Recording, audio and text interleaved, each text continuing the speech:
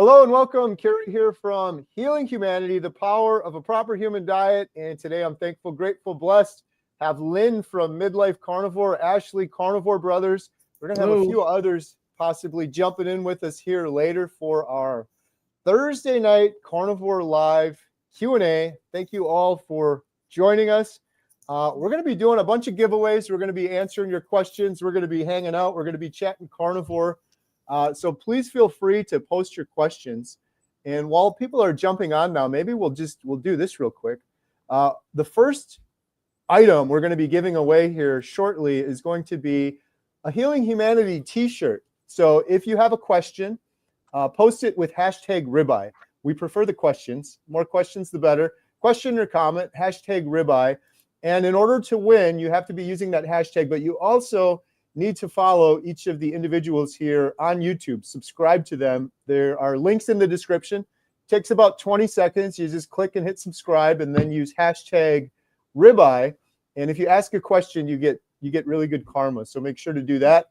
And we're going to do we're going to be giving away several things here tonight. But like I said, the first one is the Healing Humanity shirt. And a lot of people are jumping on now. One quick announcement before we start answering your questions. We have one more week. Next week, on next week's call, 1 week from today, we're going to be doing the giveaway for this beef bundle, which is a $225 value from Independence Arc Farms, which is a family-run farm. They're really awesome. I've ordered meat from them before. And in order to win that, you still have a chance. You just go in the description and you sign up for our email newsletter. And we will be randomly picking a subscriber from the email newsletter on next week's call. You could win a $225 beef bundle. They'll ship it right to your house, assuming you're in the lower 48 states. Same thing with the shirt. You have to be in the lower 48 states, and we'll send you the shirt. If you're not, we will give you a separate prize. We'll give you a free month on Healing Humanity's membership site. So, Lynn, Ashley, how's it going?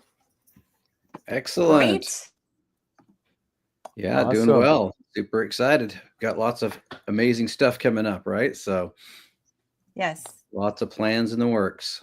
Yeah, speaking of that, while people are jumping on, please post your questions and try to post them with the QQQ because my buddy Adam isn't here tonight, and he normally isolates the questions, so sometimes they get lost in the stream of comments. So please post your question with the QQQ.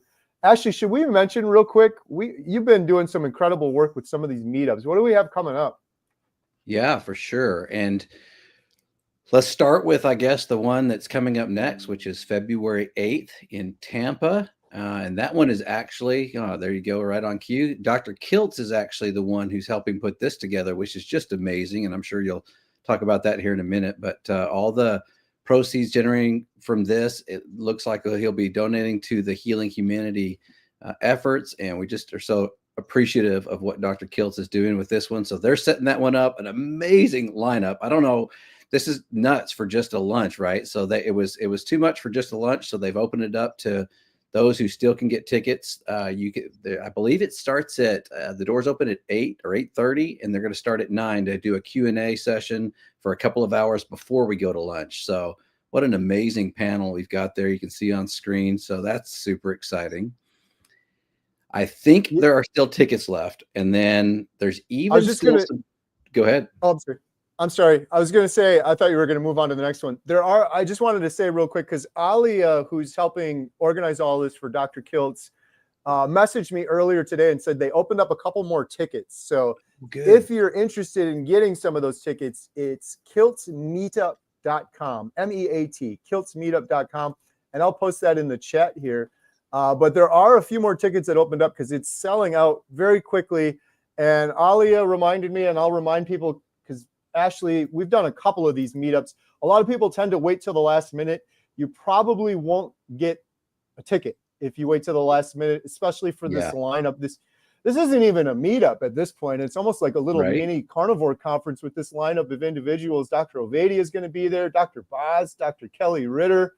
It's amazing. Dr. Wiedemann, Dr. Nelson Bell is going to be there. Coach Lisa Pickert's coming as well. It's going to be something. So long story short, if you're interested, kiltzmeetup.com. I wouldn't wait much longer because there's probably not going to be any tickets left. And I got to throw out there the one really amazing event, which is going to be insane. Dr. Kiltz has just gone over the top with it, but he's doing a special VIP and again fundraising effort to try and help VIP dinner at his house the night before. So those tickets are also on sale on the website, and I know there's some more of those tickets available too. But absolutely incredible what he's doing, the effort he's doing there to help with that.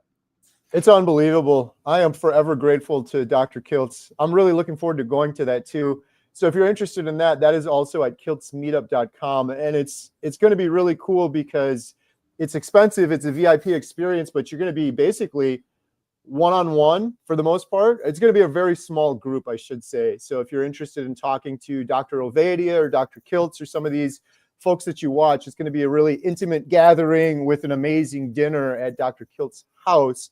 And the last thing I'll say on that too is whoever is purchasing that VIP experience, we will also list your name in the credits of the Healing Humanity documentary as well, since it's a very cool, rather large donation in order to do that. And as Ashley mentioned, all of those proceeds are going to Healing Humanity to support our efforts. So we're on the home stretch too, by the way.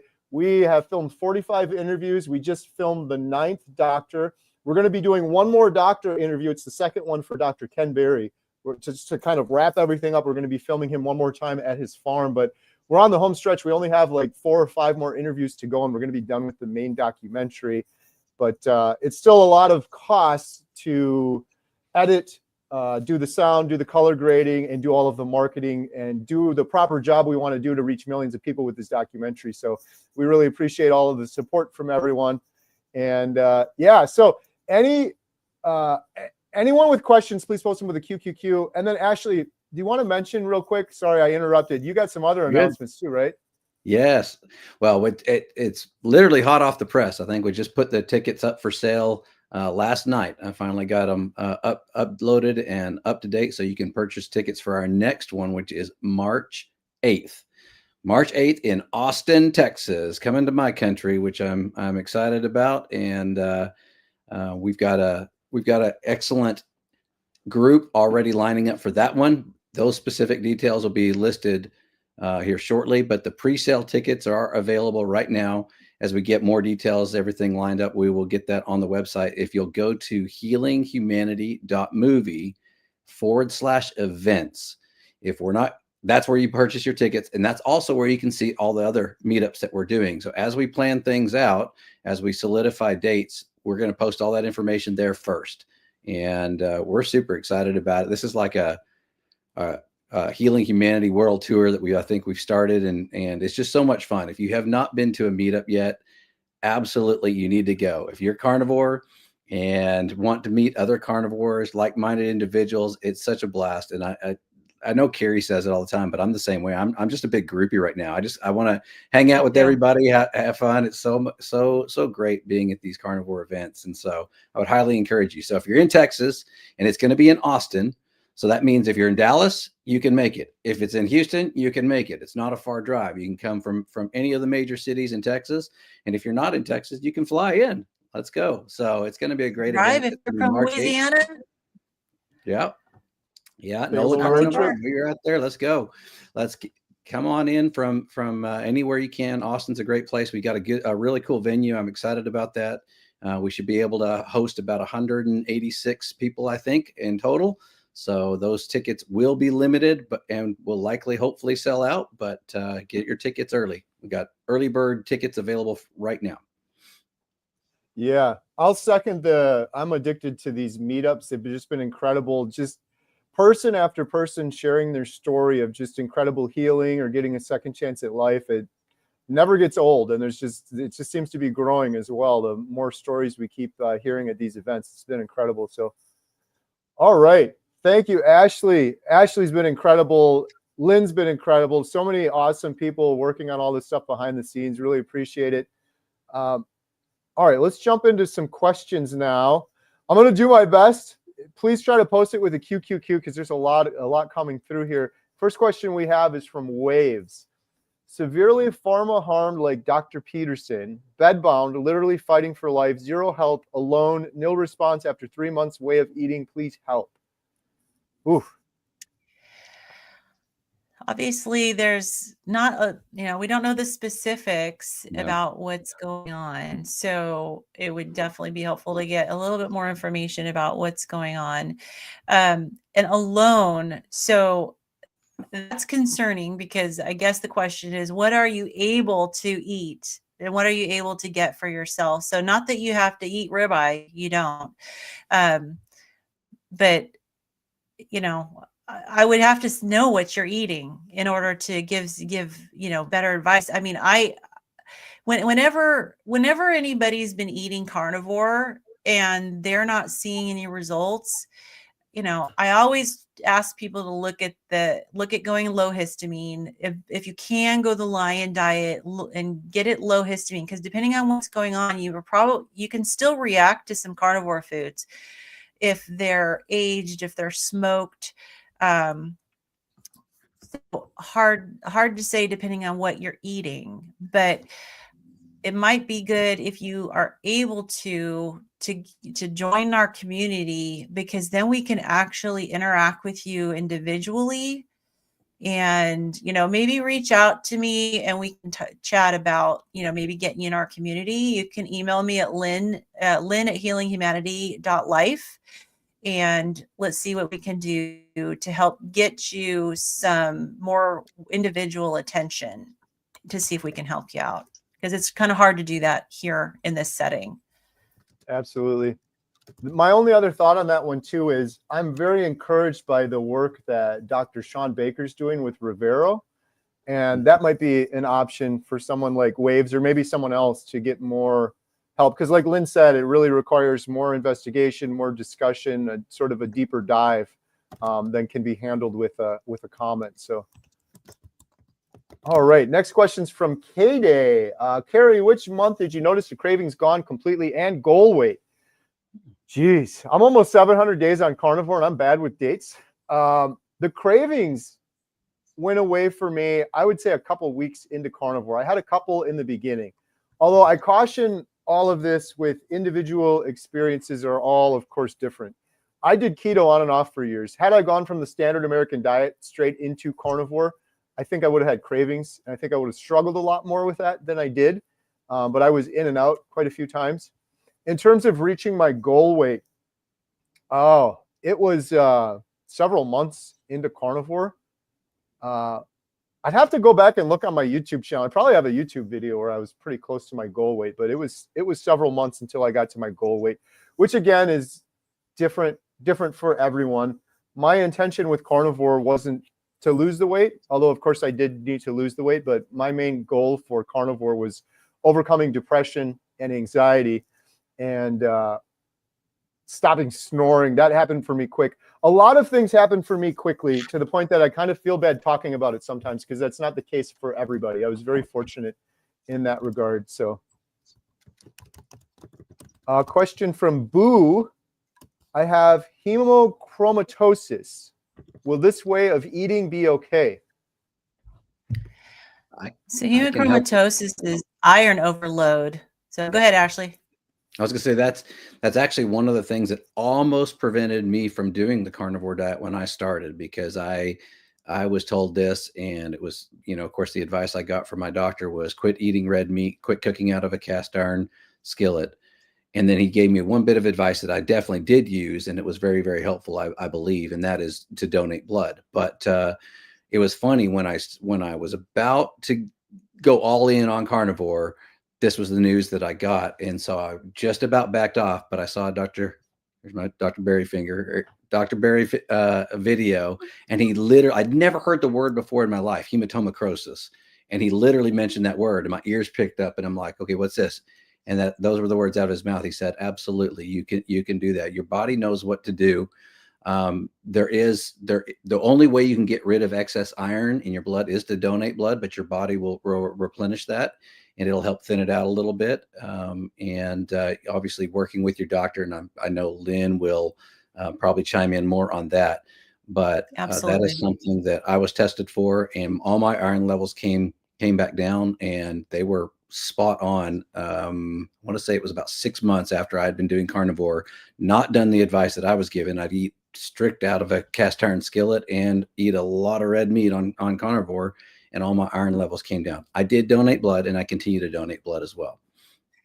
Yeah. And you know, the you've got heme iron versus non-heme iron. And so your iron, there's more than one type of iron. If you have hemochromatosis, you probably know this, you know, but the iron that's in the plants is non-heme iron, and your body processes the heme iron differently. But finding a doctor that actually will be supportive of you on a carnivore diet with hemochromatosis could be a little bit challenging, but we've got so many carnivore docs, you know, like Ashley said, Dr. Barry talks about it on his channel. Really look into, I bet you if you Google, you know, on YouTube, hemochromatosis and carnivore diet, you'll probably find some really good information. I wish I knew more about the hemochromatosis issue with carnivore diet. I do know there's the different types of iron, and the way your body absorbs the heme iron is different than the non-heme. All right. Miss Hooligan Fish, my friend wants to do carnivore, but she has Lyme disease and has an issue tolerating red meat.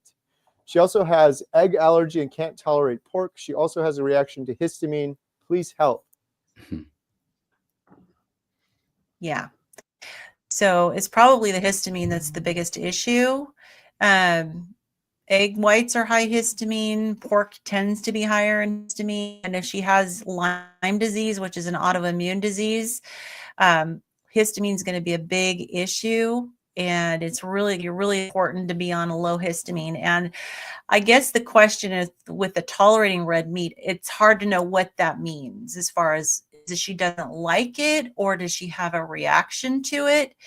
Because if she's having a reaction to it, it may be that she's eating aged beef, or she's eating smoked beef. So it's really important from a histamine standpoint to keep the meat as fresh and as young as possible.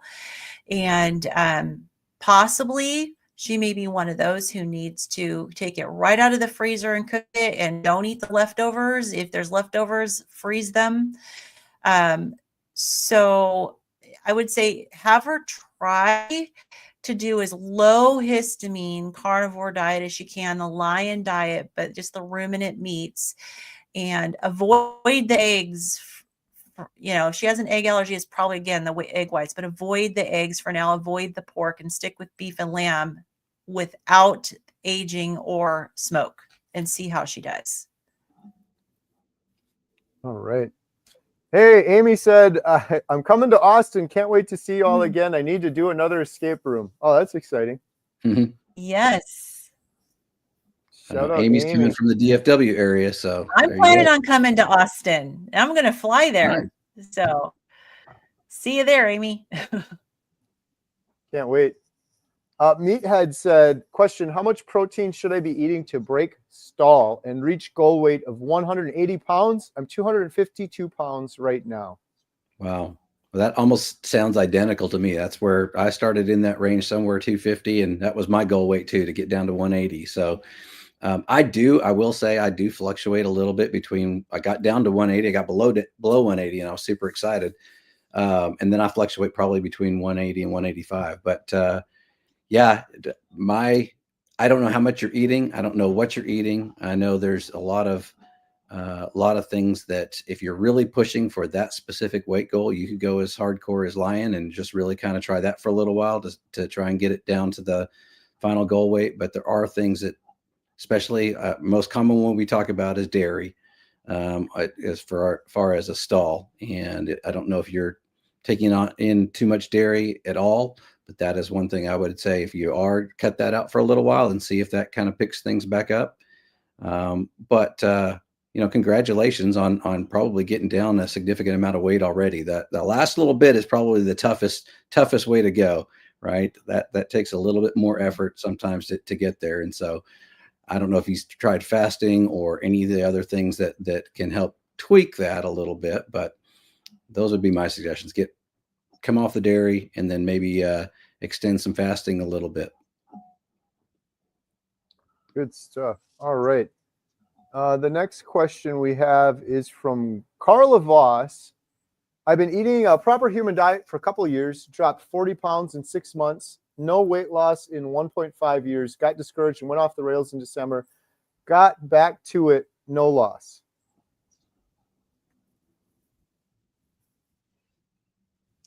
So again, hard to say without knowing exactly what you're eating and where your body's at. So I would definitely say measure.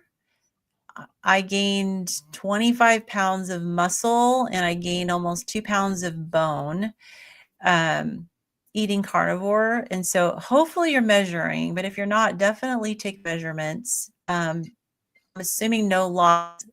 I'm going to assume, knowing women, that, it really means no low loss, because we also pay attention to how our clothes fit. So I'm just going to jump to the conclusion that your clothes aren't fitting any looser either. But it could be your ratio of meat to fat. Maybe that you need to do some fasting. Again, hard to know for sure. You have any comments on that, Ashley? Well, I'm going to pull a little bit out from Dr. Kiltz, and that is that, I think we put a lot of emphasis on the weight loss. And as Dr. Kiltz would say, that the fat is not necessarily the problem. If you don't have any fat, you're dead. Right. So, there is an element of what our society has pushed us into as far as what is the perfect body and what absolute top physique looks like. And that's not the same for everybody. And everybody's unique and everybody's different. So, there's two things that I would add to that. And that is that a lot of times, if you are struggling and trying to overcome those plateaus, one thing I learned from the SBG group, and that is your body has to feel like it's filled with nutrients. So sometimes it's actually crazy to think about, but you eat more, get your body taken care of to where it feels comfortable. I'm not starving. I'm getting that. So you may be eating too little, and your body's not wanting to go into any of the healing, get rid of the reserves, because it doesn't know when it's going to get the next, batch of food. So, you may actually start trying to eat a little bit more and seeing if that makes a difference from getting off that plateau. And I think that's advice that people don't even, it's hard to comprehend that, but we've seen that it's work. Hard to wrap your brain around that. And that's what I've been doing, because after losing almost 110 pounds, I hit kind of a plateau.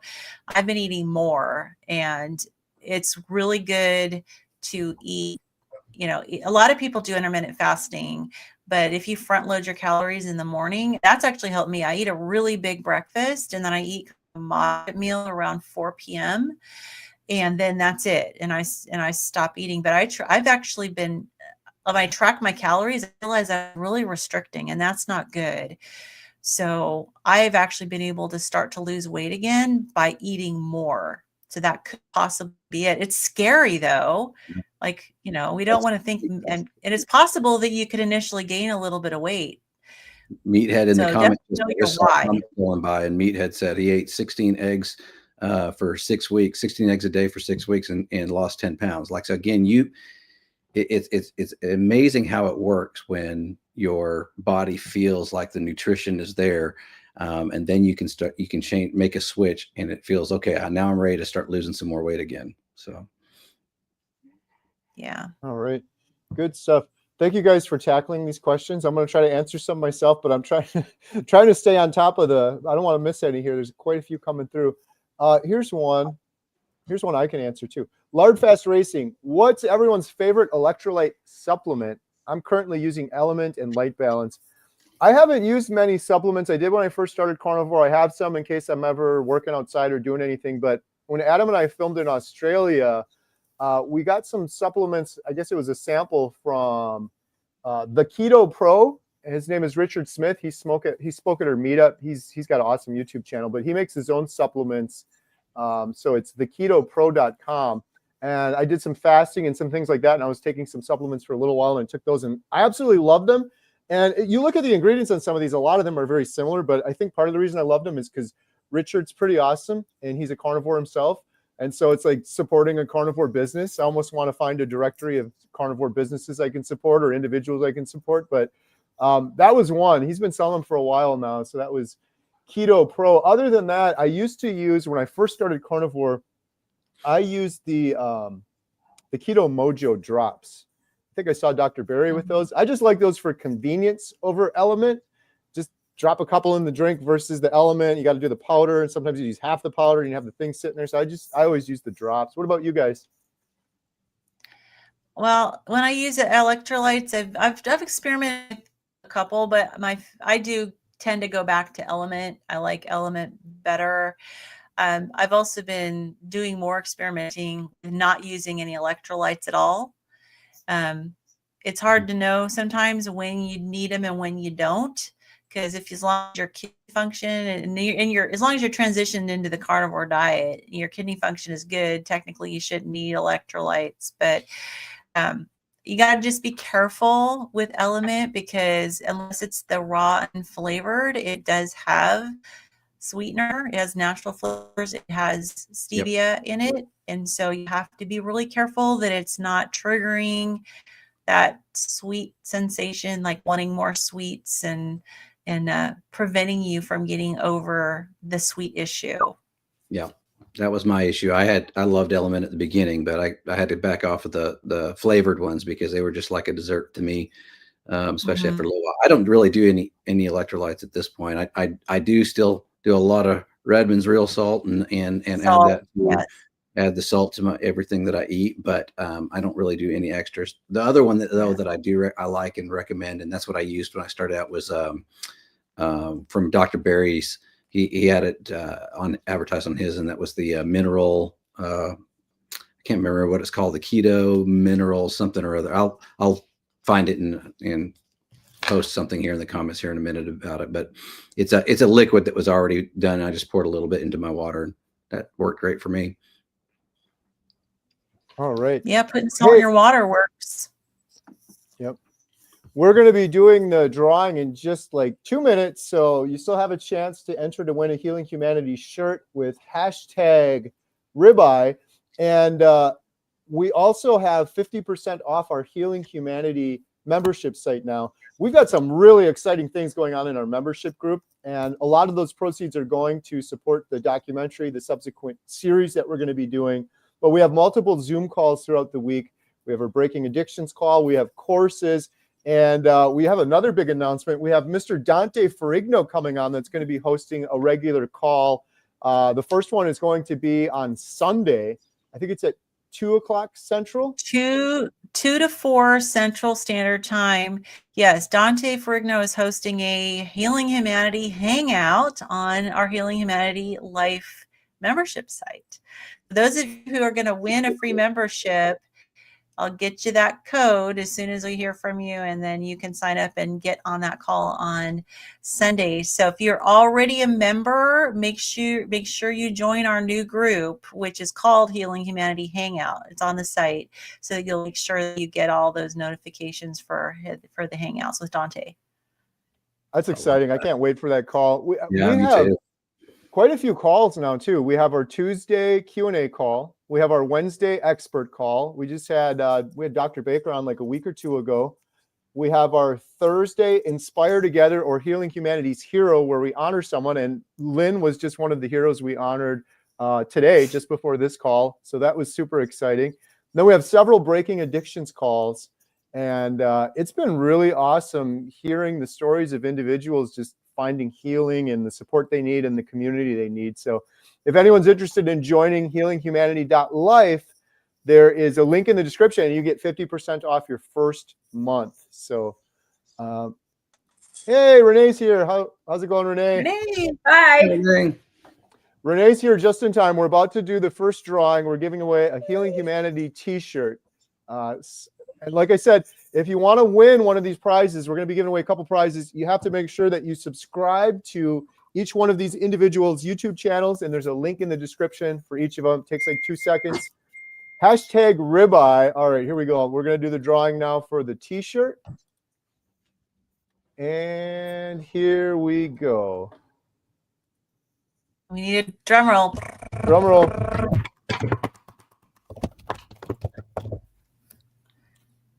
Christine. Congratulations, Christine. Right. You've won a Healing Humanity t-shirt. And let me put up this on the screen since Adam's not here right now. This is how you can claim your t-shirt. healinghumanity.movie/giveaway. You can see there on the bottom of the screen, healinghumanity.movie/giveaway. Christine, if you're not in the lower 48, you can still go to that same URL, and we'll get you membership to Healing Humanity's website instead, healinghumanity.life. For anyone that's just joining us, because a whole bunch of people just joined us, we're going to be doing another giveaway now. We're going to give away a free 1-month membership to healinghumanity.life. So post your questions, post your comments with #life. Subscribe to each of the individuals here on the screen, link in the description, but then use #life with your question. We're going to be doing that drawing shortly. All right, let's go back to some of these questions. And are we going, and so are you going to put the banner across the bottom, Kerry? Oh, thank you. Yes. Let me see. The banner is For anyone right who now. comes in mid. Here we go. #life. Yeah, well, I have that banner too. Let me see if I have that one. Here we go. #life. It's on the bottom of the screen for 1-month free membership to healinghumanity.life. We have a $10 super chat from our good friend Chris Stearns. Do you guys believe carnivore will just settle you at the weight your body wants to be healthy without forcing it because you want to be skinnier for some crazy reason? I will defer to the others, but I'll say really quickly, I think you're onto something there. I do feel like that. I feel like that for myself. What Ashley said earlier, he fluctuates between these two weights. I'm the same thing. I got down to my goal weight, and it's like 5 pounds, and it's always. And thinking of our good friend Jeff DeProsperous, I remember him talking about this. He did nearly 50 5-day water fasts. And his body, I would have thought, like, if I would do 50 5-day water fasts, that I'd be just skin and bones, right? Like nothing. And he would always be right at that same weight. He would drop a couple pounds during the fast and he would gain it back. And he had this target weight right in the middle, and it would always go back to that same weight. Like that was his natural sort of weight. So I do feel like to some degree we get to a certain point. I guess if you're doing fairly strict carnivore, maybe as the caveat. Yeah. I know there's some people, but there's other things too that affect your weight. So I think that, yes, it goes a long ways towards achieving that, but you can't ignore things like your stress levels, the amount of sleep you're getting. So there's definitely other and environmental factors. There's, be like me, I have sensitivities to the environment where it tends to give me reactions. And so sometimes you're a little more inflamed than others. So there's definitely some other factors, but I think that doing carnivore properly is going to lend itself to getting you as most of the way, I personally think. But don't ignore stress, sleep. You may need sunshine, fresh air. Absolutely. All right. And exercise. Next question. Yes. Carla said, I think we answered that one already. Sorry. Carla had a second question. Here we go. Any meetups close to Omaha?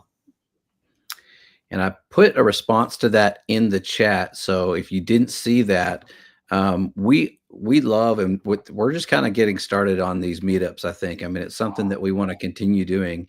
And we don't have anything planned for Omaha just yet. But if you are interested in it coming to your area at some point, one of the things that we have found from the meetups that we've done is there's a lot of nuance to the local communities and traffic patterns and, where everything's at. So we'd love to have some insider information from those of you who are on the ground. And so if you want to email me directly, I'm trying to put together a little bit of a database of where people are located at so that I can reach out if we end up deciding on what, coming to your area. So my email address is ashley@healinghumanity.movie. That's ashley@healinghumanity.movie. And I'm tracking all that. We based these first meetups around the importance of what we're doing with the documentary and the filming that Adam and Kerry have left to do. And we're trying to prioritize the last bit, because obviously that's what we want to do. So those locations were specific for some of the people that we're filming, like Laura Spath in Arizona, Laura and Chris Spath. And we've got one with Dr. Baker planned in the Seattle area in June. And so some of these last little bits that we need to get finalized is based on that. And then after that, I think we're planning on just going as many locations as we can, as fast and furious as we can, because there's going to be a lot of excitement building up around this movie and the documentary actually coming out. Absolutely. Healing Humanity World Tour.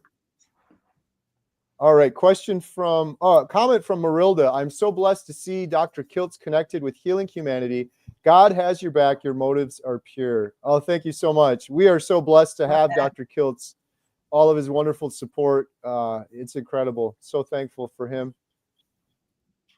Aunt B said, Lynn, Midlife Carnivore, hello. I'm glad you are here. I'm sure I will enjoy your information. Shout out, Lynn. Thank you. Stevie said, my new BMI scales hurt my feelings today.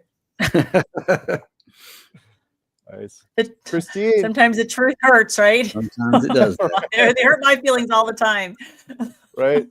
Been there. Christine there. is looking for carnivores near Springfield, Illinois. Wow. Shout out. That's the other. I got to say, that's the other thing that's kind of cool about that, because everybody who came to that Chicago meetup, and I don't know where Springfield is, maybe Kerry knows that since he's closer up in that area, but there was a lot of carnivores that met for the first time going, hey, I didn't realize you're in this area. And those connections are made like that too at those meetups, which is so fun. And then you can form little communities within your area and get together every month if you want to, or whatever frequency you guys determine. That's what we've started doing in the Dallas area. When I went to Austin, I met Nia, and we've just decided to try and do a meetup every once in a while for everybody who's in the Dallas area. And so, it's just fun hanging out and getting together. So that's one of the other cool things about it. So I love that you're asking those questions. And don't forget, on Healing Humanity Life, there are state groups. So you can get on there and find your state group and find people within your state as well. Yeah. And as we grow, there's going to be more and more people to find within this group, and you can plan meetups together. And Yep. Question from RJ. I'm feeling good eating beef, butter, bacon, eggs for 6 months. Do you recommend continuing electrolytes? I didn't use electrolytes after a month. Once in a while, I might feel like I need them, but I felt good. I'm BBB2, and I don't use electrolytes at all anymore. Having said that, my husband still uses electrolytes at least 3 or 4 times a week. So try it without and see how you feel. And if you feel good, then I would stop using them. Yeah, I'm with you. I second that one. I don't use any either. But I'm not adverse to it. If I'm going to do a bunch of workout in the hot sun or something, maybe I'll take a couple, or if I ever feel like I'm getting fatigue or muscle cramps or something, but it just never really happens. I have it there as an option though, but yeah, you can really see and feel how your body reacts a lot more when you're doing carnivore. So I'd try it out and see how you feel. Gary has a question. Do you guys count calories? I liked Chris Stern's comment in the his response in the comments. He said, "What's a calorie?" So, that's one of the things I love about carnivore. No counting anything. I don't count anything.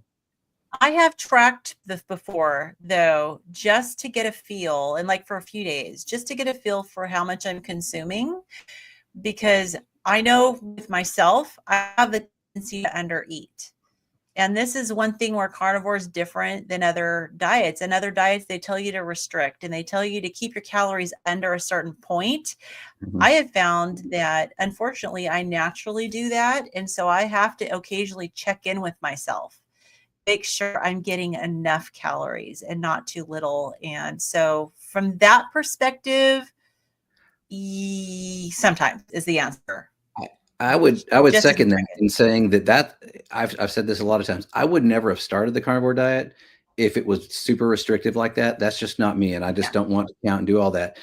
That said, if you still have some issues, concerns, and things you're trying to figure out, I think there's definitely a time for that. I would say that's carnivore advanced, and that would be like where you're really trying to hone in and try and figure out what's making a big difference, what's impacting you, those kind of things. But I think the beauty of at least for me, when I started carnivore, was the advice that I got was eat until you're comfortably stuffed.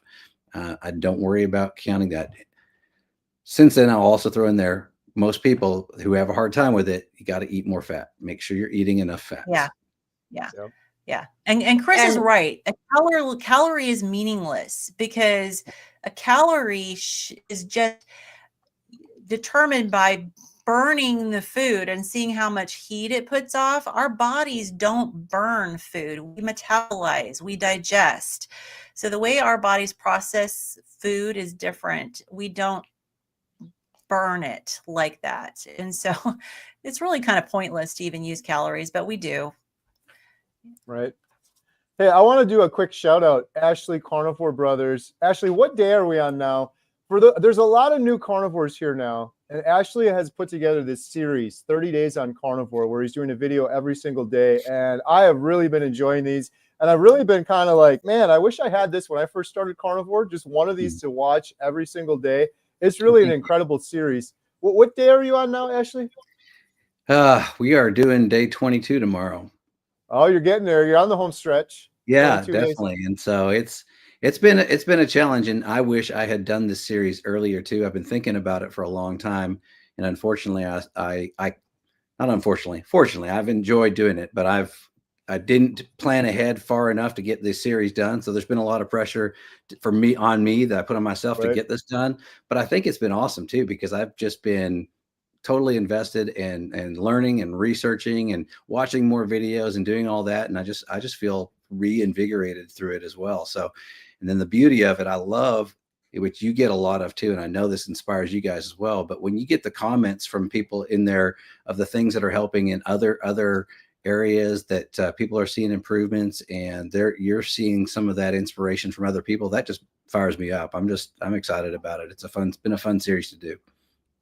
Yeah, it's great. It's great. I highly recommend it for those that are watching. There's a link to Ashley's channel in the description at Carnivore Brothers. Go check it out, subscribe, share it. I think it's going to help a lot of people. So it's 30 days, right? It's 30 days of videos, because you didn't really explain what it is you're doing. Started it at the beginning of the year, thinking there's going to be a lot of people, of course, that they're have waited to that New Year's resolution. All right, time to make a change. We're going to do this, and so it was just a 30-day challenge we put out there. It actually started on, I think my intro video was on the 1st, so the first day of the challenge was on the 2nd of January, and so we started those, and me and my brother have put those together, and he's contributed on some of the videos too, and it's been fun. But yeah, a video every day, just meant for motivation, encouragement, and then every day we talk about a little bit different subject of some things that we've learned over the last 2 years of being carnivore, and things that'll hopefully help you as you're digging in. And every time we also include video links in the description of some of the what I call the rabbit hole videos of the things that I got sunk into that rabbit hole as I dug further and further. And so it just made it easier for you to click on the link versus digging through yourself. Good stuff. All right. We have a question from Tom.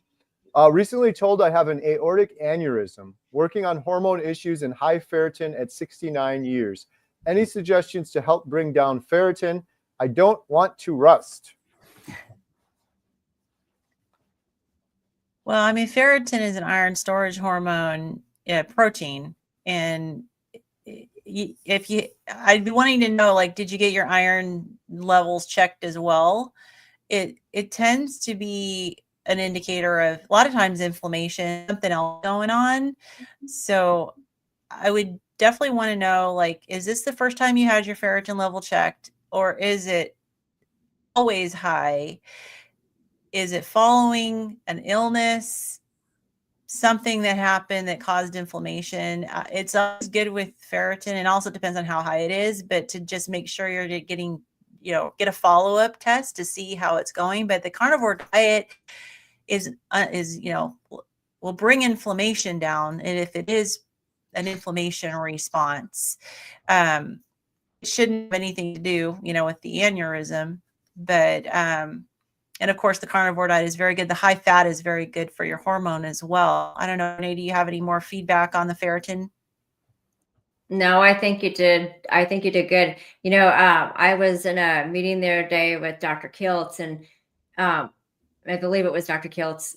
And, ferritin isn't, I think, if you don't have the hereditary high ferritin, where you actually have to go get like phlebotomies done and stuff to get the ferritin level down, that you don't have to worry as much about the ferritin, especially if all your other iron. And that's what Lynn was saying. It'd be interested to see what the rest of the iron study shows, because there's a whole panel for iron.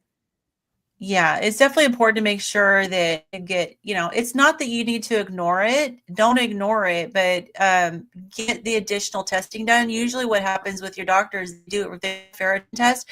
And if it turns out high, they're going to want to follow up and check your iron. But definitely be thinking about like, okay, before I got this done, that could be why it's elevated. Is something else going on that could have made it elevated? I had a high ferritin level as well. And I had never had it.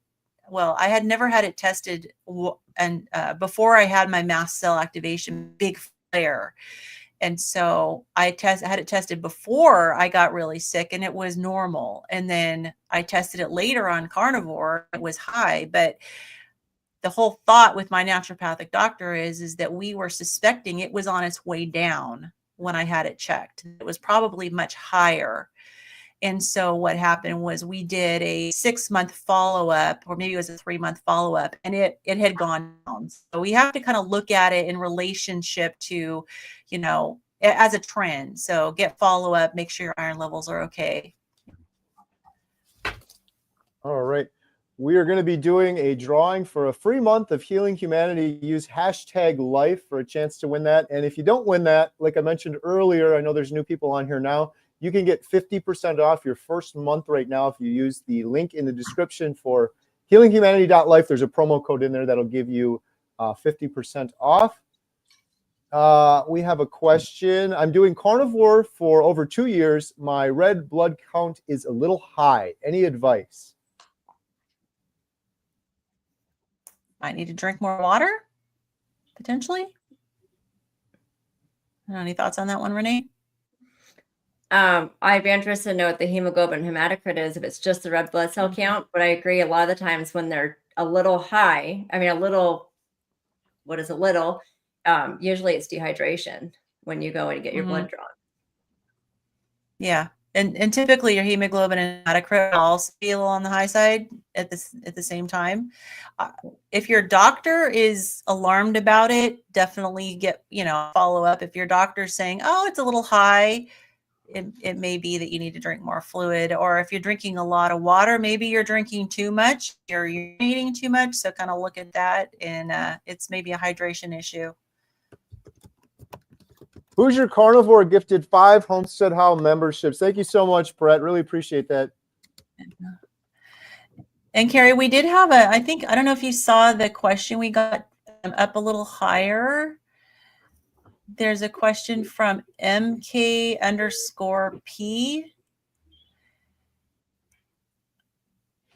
I don't know if I've seen that one. Might have missed it. Yeah, it was kind of in it was at 46 after the hour, whatever that is for you. Let's see. MKP. Oh, here we go. The cheating question. Yes. Started carnivore yesterday, but I still wind up cheating. Any ideas on how to plan my meals will be helpful. I can take a shot at that one quickly. In terms of cheating on carnivore, well, it's good that you're trying to plan things. I think that's the biggest thing is if you don't have a plan, you may end up cheating more. So planning things out as much as possible, I think will really help.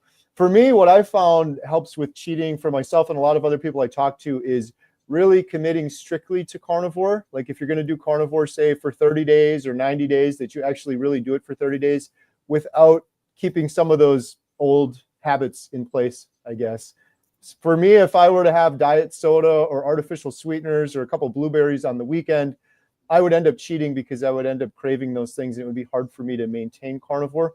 So that would be some advice.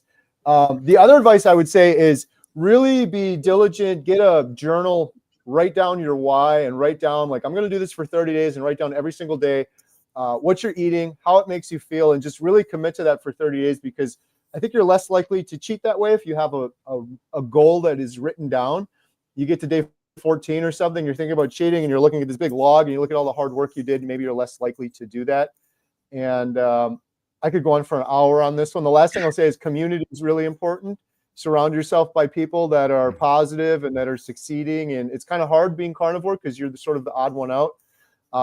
not trying to sell you on our membership site, but there's free communities out there. There's a community for me initially was just free YouTube videos, watching Dr. Barry, Dr. Chafee, Dr. Kiltz on YouTube. I mean, that's surrounding yourself by people that have succeeded. So those are some ideas I have. I don't know if you guys have any others to add. Yeah, I actually talked about this in one of our recent videos in that 30-day series, because I love what you hit. Planning ahead is really important, because if you don't, you're going to, a lot of times, especially in those first couple of weeks, probably fall to the old habits, because that's what's there and available. So, having that bacon on hand, pre-cooked, ready to go, that's an important one. Butter bites, which we'll be putting out a video on that here in the next couple of weeks, but little things like that, that's already ready to go.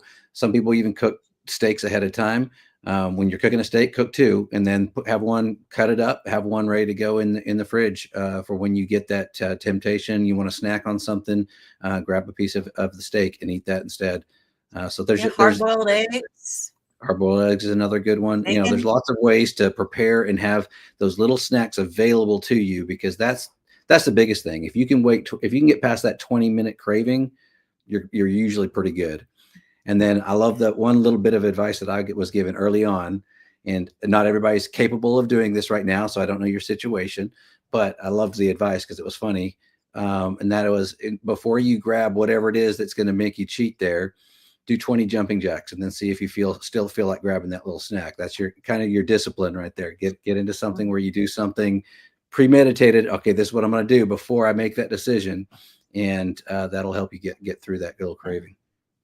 And you may not be eating enough. I know that I have more cravings if I'm not eating enough. And I know initially when I first started, I didn't feel well, so I didn't feel like making anything. So those moments where I did feel good is when I prepared ahead of time. And, if you've got ground beef, make a whole bunch of burgers. If you got bacon, make the whole package or 2 packages, do the hard-boiled eggs. I had the Chomps beef sticks. I would have, whatever I could, knowing myself well enough to know that if I don't feel well, I'm not going to feel like making anything, and made it a habit of always defrosting more meat than I knew I'd need, so that I always had something on hand, and throw it in the air fryer. But know your kind of, I would say analyze under what circumstances are you cheating? Is it first thing in the morning? Eat a big breakfast. Is it later in the day? Maybe you didn't eat enough early on. And because I know that when you eat enough meat and fat, it's a lot easier because you tend not to be hungry. Yeah. I like to snack on pemmican. I eat a lot of pemmican. Yep.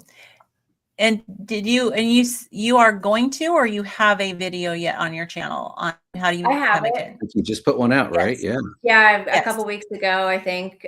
My wonderful husband was the one who did all the work. I just camered it. But yeah, it's out there.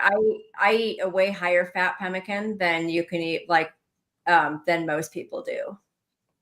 I've been wanting to try that, so that one's on my recipe list to try. Nice. When I saw your video, I've never made pemmican before, but I haven't either. Bob Eater also suggested make sure you clear out the bad stuff from your house. Good tip. Yep. Yeah. All right, we're going to be doing the drawing here. Just a minute for free 1-month membership to healinghumanity.life. So if you have any more questions, post them with #life so you can still get in on that drawing. We have a question from Linda. Breast cancer survivor, was always thin prior to treatment, but now 50 pounds overweight. Tamoxifen also keeps the weight on, and I must stay on it for the rest of my life. What can I do? Continue eating the proper human diet. I know that unfortunately, tamoxifen, as a prior chemo nurse, there's some things that you don't want to mess with. But I would say to stick to carnivore. Lynn? Would it be helpful to track macros for a little bit, make sure you're getting enough fat and not too much protein? Because that protein to fat ratio need to be tweaked, and sometimes you're not getting enough fat. And I actually just started tracking my macros for the first time in 10 months because remember, I've been having this weight gain issue, and I've discovered that I'm only eating like 50 to 60 grams of protein a day. And I should be eating like 120 to 170 grams of protein a day for my height. So I'm way under eating, which is why I'm putting weight on. So I agree. Tracking for a little while, there's a free app. I'm using my Fitness Pal, I think, and it does your macros for you. I put in that I want 80% fat and 20% protein. It tells me what I should be doing, but I set my protein goal. So now my protein goal is 150. It'll take me a long time to get there, but I'll get there. Yeah, and the thinking is so counterintuitive to everything we've been taught about restricting. It's usually you're not eating enough, which is hard, especially for us women. I don't know. It's hard for men too, but I know that women, we tend to be really, it's something in your head, right? You gotta get out of that headspace of restricting. Yeah, once you get rid of that sugar and carbs, it's really easy to undereat because and meat fills me up. So I've also discovered my metabolic rate is low. So I need to add more movement. You and I had this conversation last night, Lynn, about walking pads, because I haven't done anything to increase my metabolic rate. So that's what I'm working on too. Yeah. Working your muscles, mitochondria helps with, more energy used, more burning of the fat. So it's all a matter of, moving the muscles, put some resistance behind them, and make sure you're eating enough. All right. Hey, we've got a celebrity in the house. Bill Knott has entered the chat. Welcome, Bill Knott. If you noticed why the chat was going crazy. There's Bill. Yeah, it went nuts. The light started dimming in here. I'm like, what is going on? Always be kind. That's appropriate for Bill Knott entering. Always be kind. Comment. Please consider donating plasma. My granddaughter has to have weekly sub-Q of gamma globulin to save her life. She has what the boy in the bubble had. It's a lifelong treatment. So consider donating. Good tip. I need to start doing it again. I used to years ago, and I haven't in a long time. When I had all my heart issues, they told me not to do it for quite a while, but now that I'm all recovered, I don't see any reason why I couldn't continue. Question from Gary. Is there an advantage to cooking burgers from thawed state rather than frozen? It cooks faster. Right. Depends how hungry you are. Yeah, I don't know if there's any difference other than that. I don't know. I don't know if there's any wouldn't it affect the histamine level, Lynn? Like, the more meat thaws out, the more histamine it has when you cook it from frozen. That's a good point. You may have been asking that based on what Lynn said earlier. Yeah, that's a good point. And burgers in general have higher histamine than steak because they have more surface area. So if you are histamine sensitive and you want to eat burgers, then doing it from a thawed state is going to be a little bit better. But I don't know how measurable that difference is as far as histamine goes. So, taste wise, you got to make sure that they're cooked to your liking, and maybe a little bit of difference. But histamine wise, if you're trying to avoid higher histamine, don't let them sit out for sure. Cook them as soon as possible, as frozen as you can realistically.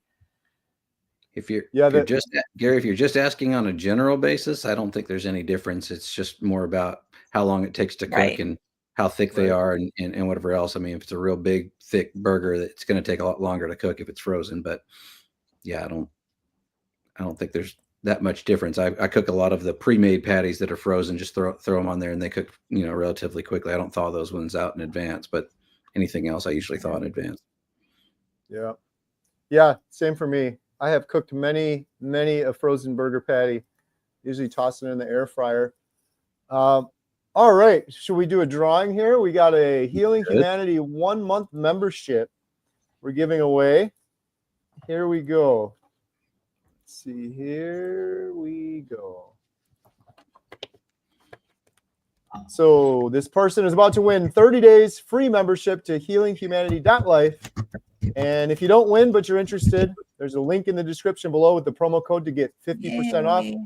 Humboldt, TPAMI. Congratulations. You have won. Yay. And Humboldt, in order to claim your prize, simply visit healinghumanity.movie/giveaway. healinghumanity.movie/giveaway. And one more shout out, because I know there's a lot of new people on here now that didn't hear this earlier. We're giving away a $225 beef bundle. Shout out Independence Arc Farms. All you have to do is go in the description and register for our email newsletter. We're going to randomly pick. We're doing that drawing 1 week from today, so you could win that. Some really good quality stuff they got going on there. If you want to learn more, you can visit independencearc.com. And for the next giveaway, how about we give away a travel size Redmond's salt shaker if you use #salt with your question. Again, the rules are you have to subscribe to each of the individuals here on the call. There's a link in the description, and then just post your question with #salt, and we're going to randomly pick. It's a $20 value. You get a little portable travel size Redmond salt with the little keychain thing. Really convenient. Super convenient if you don't forget it at home like I always do. But if you put it on your keys and take it with. I keep going somewhere with the girls or Jen, and I never end up.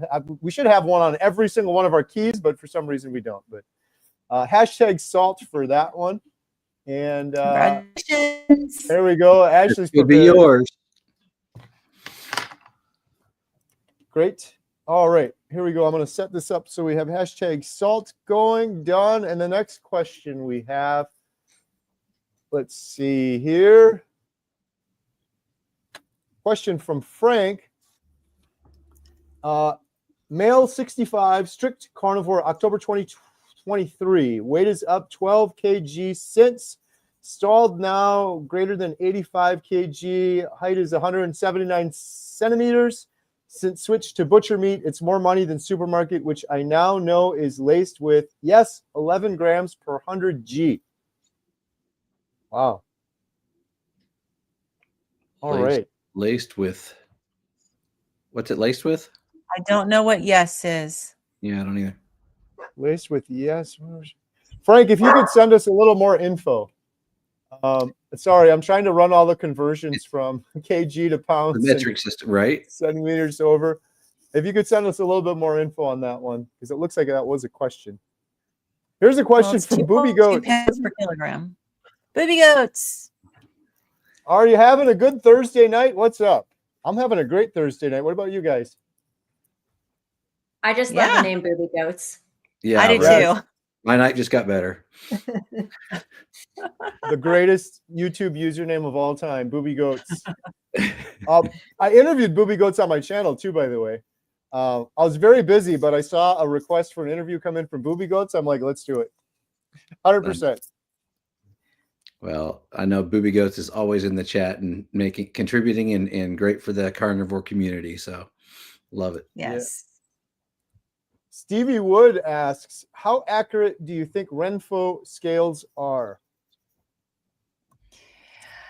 That's Well, I only know what I've heard. I've heard they're actually pretty accurate compared to a DEXA scan.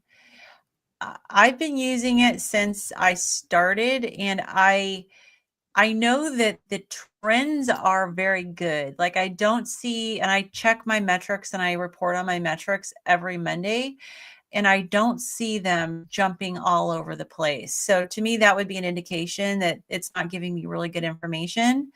I see really decent metrics. And so how close it is to reality, I'm not 100% sure, but I do feel confident that it's giving me a good solid trend. And so that's the information that I look at, is to see where I'm trending. And I do see that if I, eat more and I eat enough protein, I see that my muscle mass is going up, and I see things that make sense. So from that perspective, I feel confident that it's giving me good information. Good stuff. All right. We have a new member. Thank you so much. And nice. Super chat from Caleb. Hey, Caleb, how's it going? We met Caleb out in Arizona. Hi, everybody. How do you make your pemmican? Maybe a question for Renee on that one. I haven't made pemmican yet. I'll give the the down and dirty, because I think my video is like a half hour long, but we buy primal cuts of ribeye from Costco, and then the fat cap that's on there, there's like an end fat cap. We take and cut that off and render that down into liquid, which gives you tallow. And then we dehydrate ground beef, and I usually make my own ground beef for the pemmican with chuck roll. I'll grind chuck roll, and my husband dehydrates it low and slow. It takes like 12 hours to get it to where we want it to be, and it's like a potato chip. When you go like this, it cracks just like a potato chip. And then I put that in the Vitamix. There's always a replacement for every kitchen appliance you have when you're a carnivore. And the Vitamix now grinds my pemmican, or my beef down into flour. And then we just mix the flour and the liquid tallow. And then I put it on a cookie sheet on top of parchment paper, put it in the fridge, and it sets up hard. And then I just kind of break it off like it's peppermint bark. It just breaks off like bark, and I eat it. So usually most people make their pemmican 1-to-1. So for every pound of beef, you'd put a pound of tallow. I do mine 1/3 to 2/3 on the fat side, because I really want to get the fat. I'm healing an autoimmune disease, and I'm trying to get myelin sheaths in my nerves to grow back. So the more fat I eat, the better it is. But that's it. I mean, it's easy, and it's on my YouTube channel at Eating Meat to Walk. And I go through what each part of it should look like. So I think pemmican has been a lifesaver for me. Good stuff. Shout out Caleb too. Caleb's a young man doing carnivore, starting a YouTube channel. He's got a YouTube channel, Caleb's Carnivore Quest. Check him out at Caleb's Carnivore Quest. Got to talk to him in Arizona. Look at the little icon in that picture there. That would think it was a picture with you there, Kerry. I know. I didn't notice that till about a second ago. I'm like, oh yeah, that's Caleb. There we go. Nice. Put a name to the face. Pa Beater gifted 5 Homestead Hound memberships. Thank you so much, Bob. Really appreciate that. For those that are new here and don't know, all of the Homestead Hound memberships go 100% towards the documentary, every single penny from those. So we really appreciate that. Caleb has another question. Oh, this is a good one. What is your favorite way to cook eggs? I could talk about this subject for an hour. Every day I like them a little bit differently, but I'm really weird with the eggs. I like the egg yolks, and I've done this thing actually where I get rid of the whites. I don't know, it's kind of wasteful, but some people don't do good with the whites. I don't know if I don't do well with them, but I really love the yolk. So I do this thing called crispy egg yolks, where it's basically just the egg yolks, and I'll do it in a little bit of tallow. And it's still runny. I say crispy, so you think it's long, but I cook it really hot, really quick. You get a little crust around the edge of it, and you have a bunch of egg yolks. That's one of my favorite ways to do eggs, other than, of course, the Powerball, which is more scrambled. But do you guys have any egg cooking preferences? I do. I recently, let's see, it was a couple months back, I got my Blackstone griddle, and there is something about, there's no better egg than after you've cooked your bacon on there and you got all that, and then you take your scrambled eggs and you throw that and you cook that after, and you get all those little bits of the extra bacon that was left in there and some of the bacon fat mixed in with it. Oh, that's my absolute favorite, is cooking it on the griddle after I've done a big load of bacon. Nice. Yeah. Nice. I used to love like sunny side up over the eggs where the yolk is runny. And I feel so sad now because I don't have anything to soak it up with. And because I'm not going to do bread, because I used to do toast or English muffin or something, or a bagel. But so now I just go lazy and do scrambled. But I definitely, I melt sometimes bacon fat and butter. And I use a lot so that it's like mixed all in with the egg. It's not just there to keep the egg from sticking. It becomes part of my scrambled eggs. And so, and salt, and I don't use pepper because pepper is higher histamine, but I do have a pepper grinder with pre-toasted black cumin seeds, which are peppery in taste. So I use those. They're low histamine. They're really good for histamine issues. So they turn out really good. Good stuff. All right. Thank you, Caleb. We have another super chat from Gunther. For Lynn, Lynn, would you happen to know if 100% grass-fed ground lamb has less histamine than 100% grass-fed ground beef? If so, is it significantly less? Good question. And I don't know, to be honest. I know that ground and ground are both higher histamine. I eat lamb all the time. So I even combine the lamb and the beef, and I do eat the ground. So I wish I had the answer to that, but I don't. All right. Let's see. Was there another super chat here? All right. I just want to add a bit. Like, so when it comes to meat, the histamine is not it's less meat specific as it is freshness specific.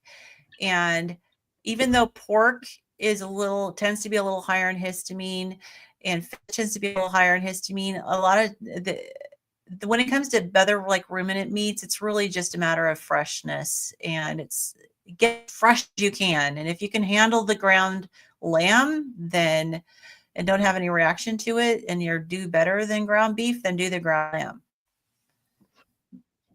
All right. So currently, if you just jumped on, we're giving away a Redmond's salt shaker. Just post your question with #salt. #salt. All right. The next question we have, do you have a location for your PNW event coming up this summer? Not a specific location. That's what I'm working on right now. We've got a couple of venues I'm looking at, but it's definitely going to be in the Seattle area. It'll be, within 30, 45 minutes of that area for sure. There's a couple different locations we're trying to finalize details on, but as soon as we know, make sure you are checking out healinghumanity.movie/events, and we will post that information there and probably announce it on this Thursday night live stream that we have as soon as we have details finalized. And PNW, I figured out, also means Pacific Northwest. Emily says, my husband has been diagnosed hypothyroidism with irregular and large nodules on his thyroid. We've been carnivore for 1 month. If benign, will carnivore shrink thyroid nodules? So I've been carnivore for 10 months and I can still feel my nodule. So I would love to know the answer to that too. But I'm 10 months in and still have, my ultrasound still shows it's the same size. I would read Dr. Brownstein's book, Iodine book. He does address that in that book. And so that would probably be a good first step, because iodine, practically everybody is iodine deficient. And when they set the recommended daily allowance for iodine, they are only the government recommended daily allowance. It is only enough to prevent goiter. It is not enough to meet your body's iodine needs. So that's a really good book. I would definitely read that. And I think that would be helpful. And then at the back of that book is a resource. There is information on, there's 2 labs in the US, at least if you're in the US, where you can order an iodine loading test. And it's like $70. It's more if you want to also check your bromide and your fluoride levels. But getting an iodine loading test will help you determine whether or not there's iodine deficiency. And iodine supplementation is known to shrink cysts, tumors, nodules, and the like. So that might be a good place to start. All right. You might have kind of answered this question too, a little bit maybe. Do you guys take iodine? If so, what difference do you see in your body? I take 20 milligrams a day, hoping to shrink a nodule, but I don't know that I see any difference if I forget to take it or not. Some people say they see huge differences. Yeah, I think it varies. I take 25 milligrams of iodoral a day, and it does, however, take at least 6 months of taking an iodine supplement to really evaluate what it's going to do for you. I need to get my iodine loading test done. I have a kit, so I don't know if I'm still deficient. I think that's kind of the biggest thing, is to make sure you're taking enough. And I know that, you know, when I've talked to Todd Bachnes, he takes 50 and he's no huge difference for himself. So I think how much you take is really dependent on your own individual base. For those of us who are taking it and aren't necessarily able to give an answer, it may be because perhaps we're not taking enough. All right. Question from Matt. What is your opinion on blueberries or blackberries in the morning? I'll take this one quick. Not for me. I did keto diet for years and years, and I would have blueberries or blackberries or raspberries, and I couldn't moderate those things. I found out I'm an abstainer. If I would have a little bit of blueberry or blackberry, I would want more and more and more. And so on carnivore, I haven't had any of those things. I feel like if I would have some of those in the morning, I would probably be jonesing for some more sugar or carbohydrates a couple hours later. So for me, it's a no-go. I would just say I have to be an abstainer. I know some people do the berries. You got to know yourself, obviously, but I know I can't do anything that they become the main part of my meal. And I'd be eating them for noon, lunch, and dinner, and snacks in between. So. All right. Let's see. We have a super chat from Michelle. I need a good way to make bone broth with lots of collagen. My first attempt in Instapot didn't turn out so great. Anyone have any tips on bone broth? I wish I had a good tip, but that is one I'm right there with you, Michelle. I'm working on that myself. I want to come up with a good way of doing bone broth. My favorite, I call it carnivore coffee. It's not considered a bone broth, but I sure love to have the extra meat juices after I do a chuck roast, low and slow after that. And I save that. That helps me get through when I need something warm, but I don't have a good bone broth that I could tell you, but I will hope. Yeah. I hope to have a channel. I know there's other channels out there that definitely do. I don't know if anybody else has a recommendation. I don't do bone broth. Yeah, and I don't do bone broth because it's high histamine, but I, like you, actually do meat broth. It tastes delicious. So, yeah, and it may be, I don't know about the lots of collagen part, but sometimes when I do broth, it's a matter of how much salt am I putting in it as to whether or not it tastes good. Sometimes if it's undersalted, it doesn't taste great.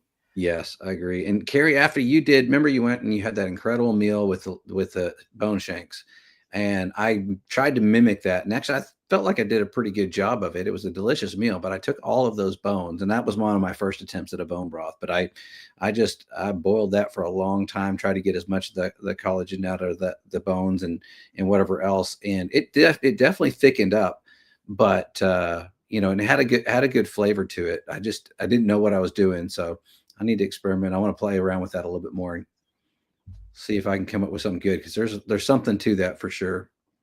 Yeah, I am missing. I wish I had a better answer too. I am missing some step because I attempted it after doing it with Mimi, and I was going to contact her to get some more tips on it. I've heard other people, like our friend Ronnie Campbell. She does a lot of bone broths where she'll like roast the bones ahead of time and then make them into a broth. I haven't tried that either. I know with the beef shanks, you get bone marrow out of them, which is really, really good. That's what I meant. Yeah, bone marrow. Yeah, so we were able to eat that with Mimi, which was the first time the girls and I did that. But I don't know. I'm with Ashley. I do the same thing. I don't do the bone broth, but I do the meat broth once a week, sometimes twice a week. We're always like slow cooking meat and adding a lot of extra water to it to get some of that soup afterwards, which it's been my go-to. So good. Thank you, Michelle. Let's see. Next question we have. Josie Miller, will the carnivore diet help with globus sensation? I can take that one. Oh, good, because I have no clue. I have no idea what that is. I'm glad you could, Lynn, because I know what it is, but I don't know the answer. Often a globus sensation is because of acid reflux, because your eustachian tube is one long tube and it's all innervated, and it's basically one continuous system from your here all the way down. You may have something going on as far as, lots of times it's acid reflux that you don't necessarily feel it like acid reflux, but you feel it as a globus sensation in your throat. That said, if you have not had an upper endoscopy, or if you don't know that it's acid reflux, very often, a doctor will want you to see an ear, nose, and throat specialist to make sure, and you get your thyroid checked, make sure that you don't have any nodules or growths going on here, and make sure it's not something else an ear, nose, and throat doctor would address, would need to address. But if it is, very typically it's going to be an acid reflux issue. So if you're new to carnivore, then it's a matter of getting your stomach acid adjusted. So I definitely would start out maybe a little lower on the fat and allow yourself time to get fat adapted and get your stomach acid adjusted to digesting the fats. I can tell you honestly that I did have issues with globus sensation because of gastric reflux, and the carnivore diet did help me. So I know from personal experience it helped me. But I would definitely monitor it. And if you know it's acid reflux, then just follow the recommendations. But if you don't know yet, get it checked out and make sure that it's not something else. All right. Okay, next question we have. Sorry, I'm just trying to make sure I don't miss any here. Question, have you heard of someone with Addison's disease and adrenal disease being helped with the carnivore diet? I have not. Anyone else here? Not personally, but it is an autoimmune disease. And I know that autoimmune disease are helped, There's got to be people out there with Addison's disease that are helped. It's that whole concept of if we don't need individual, different diets for each body part. Your body needs one type of diet. So if this is the proper human diet, it's going to be beneficial for whatever body part is a problem for you. So again, just like any other, autoimmune disease, you want to be looking at, probably a stricter low histamine lion diet. But I bet you anything, if you search YouTube for Addison's disease and carnivore, you'd probably find somebody. I was going to make that suggestion. I think I've discovered you can YouTube carnivore and anything, and you can find a video for it. Yes. That's funny. And don't That's ask exactly GPT. Yeah, don't ask ChatGPT because it'll tell you to eat vegetables. Chris Stern says, I get globus sensation from the idea of eating bait. Nice. Yes. Chris says that bait and sardines are bait. So yeah. Somebody earlier was talking about sardines, and that's what he said was bait. That's awesome. Thank you, Chris. Chris is awesome. Always makes me laugh. Yeah. All right. Next question we have. Mike B. Where is the YouTube video I can watch for pemmican? It is at Eating Meat to Walk. And that it's a link down below. Yeah. If you don't want to type it in, you can just click it in the description, and make sure you subscribe at Eating Meat to Walk. And it's actually called Making Pemmican. Nice. Stevie Wood said, I've been on carnivore for 2 weeks and haven't really lost anything. Any helpful advice? Don't worry about it one bit. Right. Don't worry about it one bit. That's I think probably it's weird how some people lose a lot of weight real fast. A lot of times it's water weight and things like that, but others don't lose anything immediately. But don't worry about that. It's not about the weight loss, but two, your body's going through a transformation the first couple of weeks. There's a lot of things happening there, and you'll start, if you're going to experience weight loss or you have a lot of extra weight to lose, you'll start experiencing that soon enough. Yep. The only thing I would add definitely very early on. Yeah. Yeah, I agree. The only thing I would add is just make sure, because sometimes people say I'm doing carnivore and there's different types of carnivore. if you started carnivore and you're doing cheese, technically that's carnivore. But if you're eating a ton of cheese, that might be causing some issues. But 2 weeks is really, really early, like they said. So give it some more time. And honestly, sometimes at the beginning, when you're transitioning over to carnivore, if you're eating cheese to help you not eat other non-carnivore stuff, I don't think that that's okay if it's helping you transition over, but if you're looking at weight loss, it definitely could prevent weight loss. But I would say too, measure yourself. I mean, you're only 2 weeks into it. So take some measurements and, so you can keep track, because the scale isn't always a reliable thing to look at. You got to look at, how do your clothes fit? What are your measurements? And how patients, like Dr. Wiedemann says, vitamin P. I agree though about the measurements, because as you start eating the proper human diet, your bones get heavier, your tendons get heavier, your ligaments, everything is getting stronger, because you're finally feeding it the right food and not the wrong food. So the scale can be deceiving when you're dropping inches, but you're not making any change on the scale. And my husband didn't see a huge scale change until we were over 6 months into it. But he would drop pant sizes, just didn't see a huge change in the scale.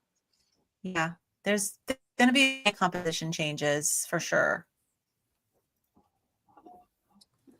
Question: has any one of you worked with anybody that was diagnosed with dysautonomia? I have dysautonomia. So, yes, worked with myself. So, a lot of times people with dysautonomia, it's POTS and, postural orthostatic tachycardia syndrome. I have kind of a milder version of it, which is orthostatic intolerance. And I have found that I have to make sure I have plenty of sodium and do make sure I'm doing more exercises. But I have found that it is slowly getting better. It's not as bad. I used to feel like I was going to pass out within maybe 30 seconds to a minute of standing in one place. And now I can stand a lot longer. I realized I did have to sit down at my presentation in Phoenix at the meetup, but I had been standing for like 40 minutes prior to that. So that was huge. So it can get better. It really just it's all very individual, but yes, it definitely can get better. It's just another dysfunction of the body that needs healing. It's your nervous system and breathing. And, there's other things that you can do too with your breathing. If you try like box breathing, which is really helpful for your autonomic nervous system. It's helpful to help your parasympathetic nervous system. So there's more than one thing to do when it comes to dysautonomia. But my core exercises, doing planks, is awesome for dysautonomia, because a lot of times the doctor will say, wear compression stockings, wear an abdominal binder. Planks, when I did my plank challenge last January, that is when I saw the greatest improvement in my orthostatic tolerance, strengthening that core. All right. We are going to be doing a drawing for a Redmond salt shaker in just a minute. So there's still a chance if you want to enter #salt with your question. And the next question we have is from CJ. How long does it take for the aches and flu-like symptoms to go away? I'm not doing this for weight loss. I'm doing this for inflammation reduction.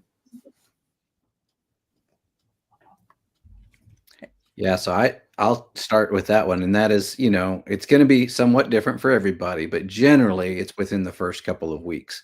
It depends where you're coming from and how standard American diet you are. If you slowly kind of has been into keto for a little while and maybe transitioning to a lower carb diet ahead of time, it will be a shorter distance if that's the case. But if you're just coming straight from the standard American diet, depending on what you were eating and now transitioning straight to carnivore, sometimes those aches, flu symptoms can last a couple of weeks.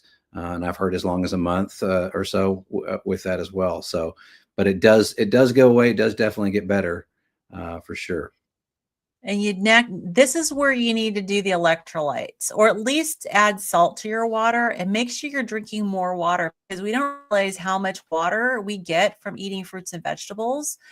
And so when you stop eating those and you go to just eating the meat and fat, you need to make sure you're getting plenty of water. And so most of those flu-like symptoms come from dehydration and not getting enough sodium. And absolutely rest, get plenty of rest. Don't try to push yourself in exercise when you're going through this. Give yourself plenty of rest.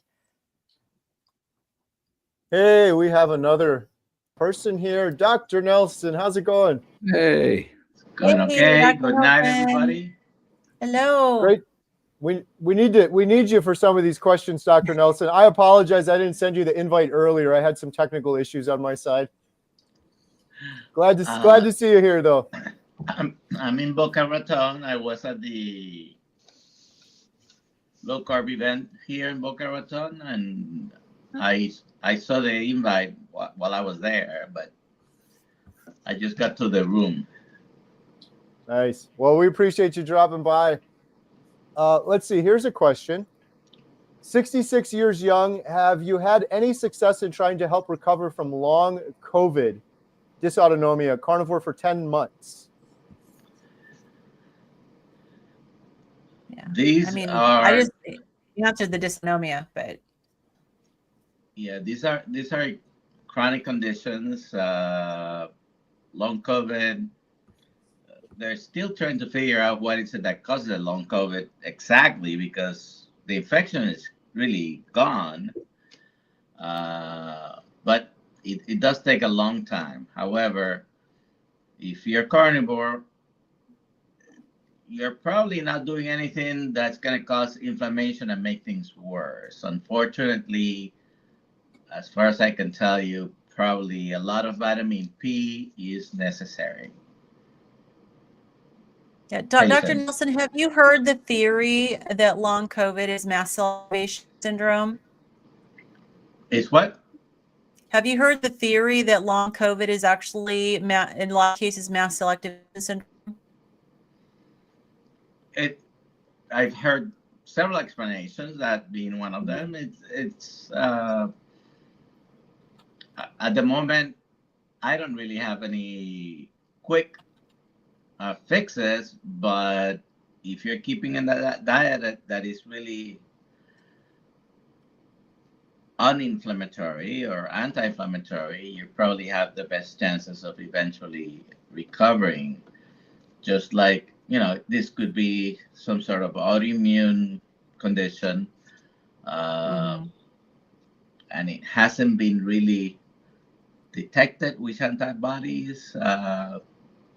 But again, just patience and staying consistent with avoiding anything inflammatory, and carnivore diet is the best I know. Yeah, and maybe go low histamine diet and see if that helps. If some people may have these things and not notice any reactions right away, and sometimes it's worth a try. I mean, if you think you become more sensitive to histamine, going a couple of medications that you can find over the counter is a good trial. I would try to avoid using steroids. Some doctors might have the tendency to say, okay, well, let's just give you a course of steroids.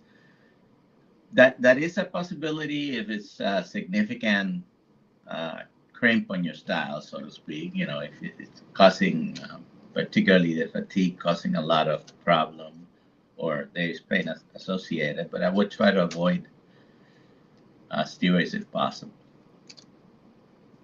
Yeah, so an H1, H2 blocker might be a good place to start, just to see if that helps. Get some loratadine, get some Pepsid, famotidine, and give it a try for at least a couple of weeks, and you might notice a difference.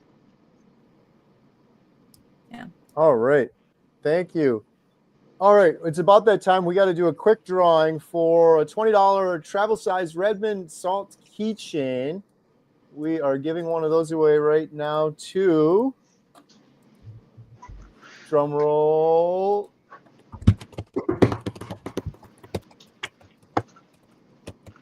Here we go.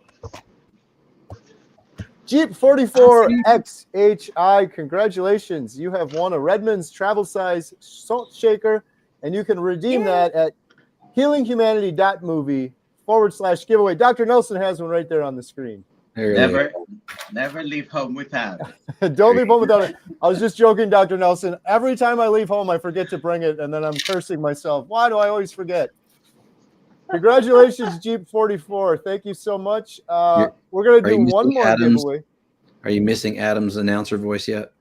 Yeah, you want to take over for him? healinghumanity.movie/giveaway to claim that prize. We're going to do one more giveaway, and that is for a 30-day free membership to healinghumanity.life. So if you have any more questions, post them real quick with #life. You can see it there at the bottom of the screen. And then you first have to subscribe to each one of the individuals on the call today. There's a link in the description for all of these awesome individuals, including Dr. Nelson. Just click on the little link and subscribe to them. And let's see, what's the next question we have here is, oops, didn't mean to click on that one. Here we go. The next question we have is from Josephine. Do you all eat pork other than bacon? What other cuts of pork do you enjoy? I only eat bacon. Yeah, me too. We do occasionally. We do. I love a pulled pork, and because I love to smoke foods, and so we do a pork shoulder or pork butt, big piece of meat, and smoke it for a couple of hours. And I'm telling you, you get that to the right temperature, and you literally, I can poke it with my finger and it falls apart. It's amazing. Pull that bone out. It's nice and crisp. That's delicious. It's got a lot of fat in it. So and it's always a great crowd pleaser too. When you're having company over, that's one of those meats you can serve and almost everybody loves it. So highly recommend that. And then I also do pork loin. I like pork loin. I cut those up and make my own little pork chops and just grill them like a steak. Nice. I went to Fogo de Chao on Sunday and had pork belly. I don't usually eat that, but they had pork belly. It was amazing. Nice. I had pork loin recently. Shout out Emma the Carnivore, my daughter. There you go. Well, Laura Spath gave us this recipe where you slice up pork loin really, really thin, and then you dehydrate it, and it makes little pork meat chips. I don't know if Emma posted it. She's gonna be posted on her channel. It was really, really good. Laura Spath gave me and Adam 2 containers of it, and I ate all of mine, and then I started eating Adam's until he saw that I was eating it, and he took it back. So, will we be doing any meetups in Southern California? We need to. I know that one's on the radar. It is. Definitely on the radar. Nothing official yet, but hopefully, stay tuned. Lisa said, would love to see some kind of meetup in Alaska when you come to see Bill. That would be incredible. I get a big smile on my face thinking of Bill going to one of these meetups and just getting surrounded by people. And yeah, absolutely. If Bill's open to it, I'm open to it. Everyone start saving up your money to go to Alaska. Yeah, we're going to get a caravan up to show Alaska. Bill lots of love. Right? Get a couple buses full of people up there. Could we do like a carnivore cruise with Dr. Lisa up to Alaska and then travel over and do the meetup with Bill? Like, that'd be incredible. That'd be awesome. Laura has a question. I lost over 100 pounds taking Wegovy and eating keto. Just stopped taking Wegovy and started carnivore. I can't eat much and can't handle very much fat. Hoping it will get better with time. Any advice? Again, you have to be consistent, and please incorporate exercise as much as you can, because with the GLP-1s, a lot of the weight loss, at least half of the weight loss, is from muscle. I've seen some studies up to 66, 67%, 2/3 of the weight loss might be muscle, not necessarily fat. And then when you regain the weight, which if you stay on a strict keto or carnivore, you might be able to keep the weight off. But if you regain the weight, you're going to regain more fat than muscle, because that's what happens. No matter what the diet is that you stop and go back, that's one of the problems with yo-yo dieting.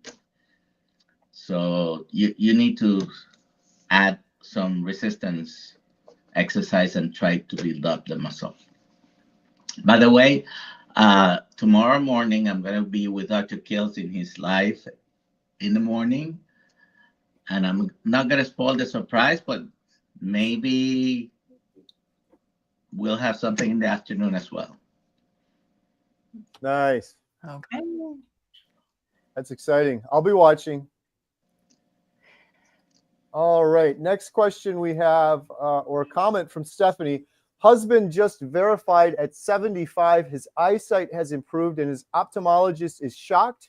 She has never seen what is believed to be natural aging reversed. They want to see the documentary. Wow, that's Love incredible. it. Wonderful. Yeah, I've mentioned this before. I'll say it again real quick. I'm trying to put together a big video of people who have improved their eyesight through carnivore, because there's a lot of documented in their medical records examples from that, which is pretty amazing. A lot of people, usually you don't improve your vision. It usually, as you get older, it gets worse and worse. So it's pretty cool to see that. Question from Aaron Kerry, not trying to be negative. Are you concerned with the food industry coming after you once your documentary becomes successful? I'm not. I don't know. Maybe I should be. I try not to concern myself with things I don't have control over. There's nothing I can really do if that happens. So I'm really only focused on what I can control right now. Kerry, that will be a badge of honor. Yeah, I was just going to Yeah. say, if they come after you, that means we're doing something right. Exactly. Yeah, for sure. Question from Dean. I'm trying to break a stall with a dry fast. Any idea how long it should be? I don't know if anyone has anything on that. I would say in terms of dry fasting, that's a tricky area. I would make sure that you're doing all of your research before you're doing a dry fast. I know several individuals that have done dry fasts, and the biggest advice I've heard from them is to ease into it. Do little shorter fasts before you go into sort of a longer one. So it really depends on your past experience, I would say, maybe with fasting and what you've done in the past. But I don't know if anyone else has any thoughts on that one. Depending on how much fasting he's done before, I think that wouldn't be the first thing I try if I've never fasted. But if he's used to fasting, give it a try. The longest I've done is 42 hours with not dry fast. I did it in the middle of a 3-day fast, but the first 42 were dry. What's that book, Kerry? Phoenix Protocol? Yeah, I always tell people, if you're interested in dry fasting, read that book. There's some really good information in there, so you can at least educate yourself on it. But I have a video coming out probably next week with our friend Lauren Tucker from the UK, who's in our documentary. And she's done a lot of different types of fasting, and she just completed a 7-day dry fast, which is pretty crazy. But she did a 24-hour dry fast for like, I think, a year. She did like a 3-day, and she really built up to that one. She's got her own YouTube channel. I'll leave a link down below for it. I always mess up her YouTube channel because she changed the name a couple times, but she's doing a whole video on her 7-day dry fast, and it's really cool because she kept very good records of everything. Is she the farmer? Farmer's Wife, Carnivore Life. Yeah, that used to be her channel's name. Coach Lisa. Hey, Coach Lisa. Hey, Coach Lisa's awesome. Coach Lisa's going to be out in Tampa along with Dr. Nelson as well. Looking forward to seeing Coach Lisa out there. I know my wife Jen is as well. Coach Lisa's been a huge help to Jen. And she's coming back as an expert on healinghumanity.life. Oh, nice. Yay. When is that, Lynn? Oh, you know what? I should probably have that information before I share that, right? Oh, no worries. That's the next question, right? Stay tuned. I know. It'll be on a Wednesday. Upcoming. Yep. Question from Bernschwag. Where's the best resource to find out more information on histamines? I have autoimmune disease. Well, you can watch my video. as far as if you're looking at histamines, you know, and what they are, what they cause, you know, how you feel with them, and then also how to eat low histamine carnivore. I have a whole video on my channel where I go into a lot of detail on that topic. And I also provide a very good resource. It is put out by the Swiss Interest Group. And if you look up Swiss Interest Group histamine list, there's a PDF that's free. It's available out there online. It is the most comprehensive list I've ever been able to find. And the Mast Cell Society promotes it as being the active list. And if you missed Lynn's channel, it's Midlife Carnivore. Thank you, Ashley. Yeah.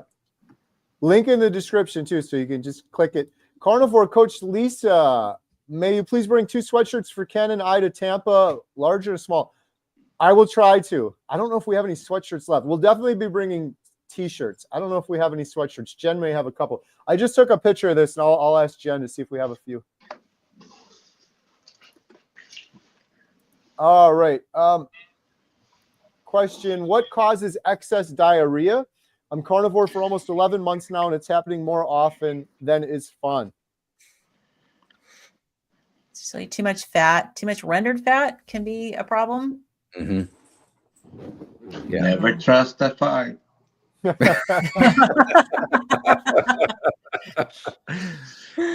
I've definitely heard that too.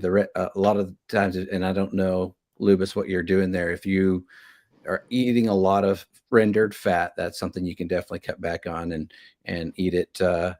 Still get your fat in, but you know, Dr. Kiltz would recommend even trying it barely cooked or even raw. And I like what Adam does. He said he cuts it up real small, like pill size, and freezes it and takes it like a pill. So if you want to get your fat in without, and hopefully fix the diarrhea, that might be a good option. Right. All I have to do is look at rendered fat and I have diarrhea. I don't even have to like put it in my body.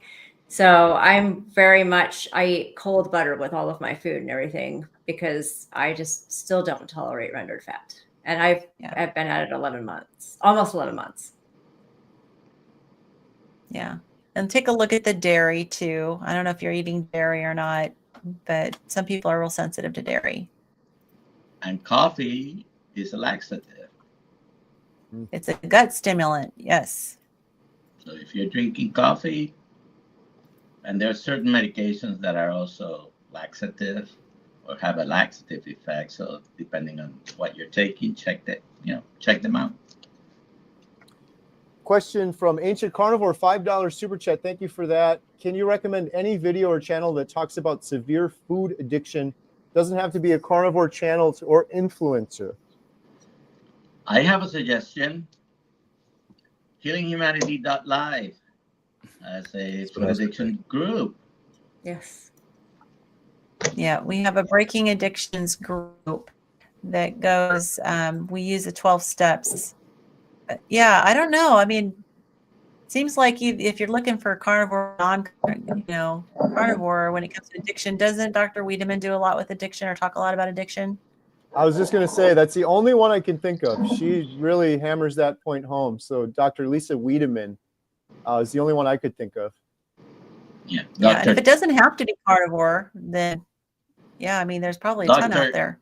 Dr. Tro and Dr. Boss both talk about addiction. They're both keto. Dr.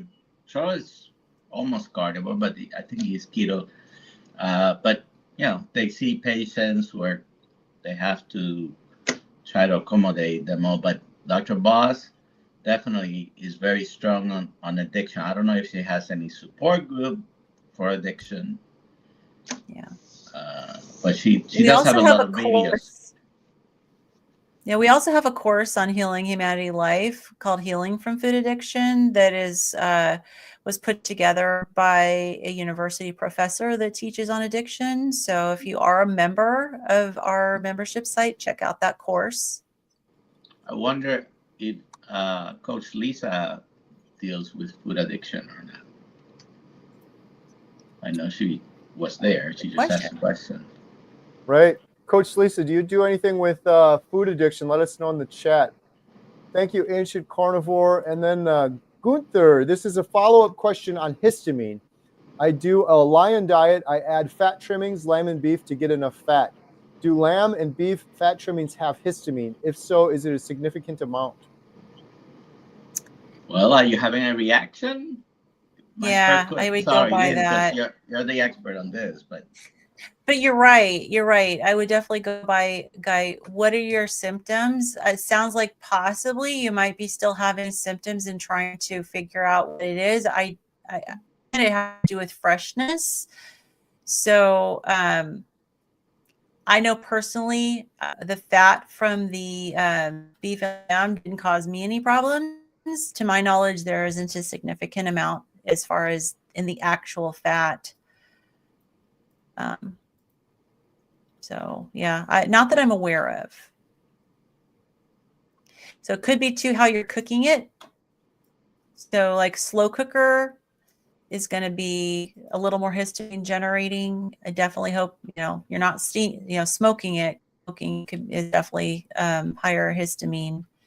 But if you're just doing regular, I don't know if you're doing ground, but ground is high histamine. But if you're just doing like lamb steaks, beef, the fat, shouldn't be a problem. Unless you're burning it, sometimes can be higher in histamine. So that's a possibility. Target prime rib, $2 just because. Well, thank you. Appreciate that. All right. Let's see. Oh, we did that one already. We have another one from Aaron Ross. I'm type 2 diabetic. Found out about carnivore through my doctor, who was so bent on meds until he became convinced. So the word is out. Yay. Nice. Awesome. Is it Dr. Nelson? Dr. Hampton? Good stuff. Thank you, Aaron. Target prime rib. Question, do you think the 20 gallons of prune juice is a problem? Is that for the diarrhea question? I think that was the diarrhea question, yeah. All right. We're going to be doing the final drawing here in just a minute for win a free 30 days at healinghumanity.life. So if you have any more, post #life real quick so you can get entered to win that when we do the drawing. And we have one more question here from Mandy. Thoughts on NAD plus home injection for years of illness? Lion for 4 years.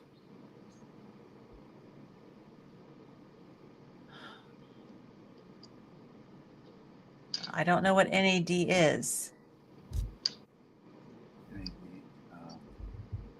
Anyone on that one? Nicotinamide something? Yeah, I just Googled it. You're right, Dr. Nelson. I'm not that familiar. I don't know. I can't answer this. I don't know. But NAD, I think, is something with anti-aging or something, isn't it? Yeah, Nicotinamide. I used to be a supplement expert, 20 years ago, and slowly have. If you eat right, you might not need to have any supplement. Because there's not a lot of money to be made by big companies. There are no big studies done on these things. And very small studies, sometimes it's not the proper study. Sometimes there's not a lot of literature. And even if there is, it's very poorly controlled studies, basically. On a lot of, I'm not saying it doesn't work. Try it if you think it's going to help you, but eat the fatty meat. Yeah, so it is the nicotinamide, adenine dinucleotide, a coenzyme that's supposed to help with cellular metabolism. All right. Last question from Joshua. Good evening, guys. Carnivore for 45 days now, 26 pounds down. Ketone levels seem to be lower than the first 30 days, and the weight loss has stopped. Any suggestions? So how are you checking your ketones? I guess that would be the first thing, because if you're doing urine strips, they're probably not going to be showing up anymore. So are That's you not checking be, it with that, a ketone meter? that particular scenario, which is true, your acetoacetate goes down in the urine, but it's not that you're not producing them. By the way, beta hydroxybutyrate is not the most active ketone. It is acetoacetate. Ketones are measured in the breath, liter machines. Acetoacetate is the one in the urine. Beta hydroxybutyrate is the one that Ketomojo measures. Yeah. But this scenario happens a lot. Yeah. 26 pounds in 45 days is phenomenal. Yeah. Yes. So it may be that your Yeah, body is just saying, hey, chill for a little bit and let me adjust to this. And so I wouldn't get discouraged, because that's unbelievable to lose that much weight in 45 days. He also said almost a yes, pound per urine day. strips. He also agreed it was urine strips, so that's probably why. Yeah, the excretion will decrease because now your body has learned how to use and respond to ketones, and it's going to be using them more effectively. At least that's the theory behind it.